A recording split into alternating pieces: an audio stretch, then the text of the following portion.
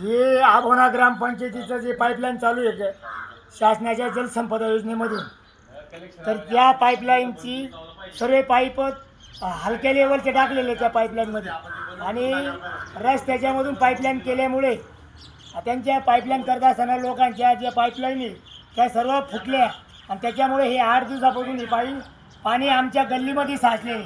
आणि आमच्याकडे खंडेराव महाराजांची यात्रा आहे, तरी ग्रामसेवकला बोलवलं, सरपंचाला बोलवलं, तरी ते 8 दिवस आलेच नाही. तरी या कामाची संपूर्ण सखोल चौकशी कलेक्टर साहेबांनी आणि शिवोनी करावी, अन्यथा जर चौकशी नाही झाली तर भ्रष्टाचार विरोधी जन आंदोलन समितीतर्फे भव्य आंदोलन कलेक्टर साहेबांपुढे केलं जाईल. याची दक्षता BDO साहेबांनी व माननीय तहसीलदार साहेबांनी घ्यावी. मी स्वतः भ्रष्टाचार विरोधी जन आंदोलन समितीचा माजी तालुका अध्यक्ष विजय चव्हाण बोलतोय. हे आभोना ग्रामपंचायतीचा कार्यक्रम आहे. त्याचप्रमाणे पशुवैद्यकीय कर्मचाऱ्यासाठी खाली बांधलेलं ते सुद्धा संडास पाडण्यात आले. ग्रामसेवक स्वतः त्याच्यासाठी निवासस्थान आहे, त्या ठिकाणचे बी संडास पाडण्यात आले.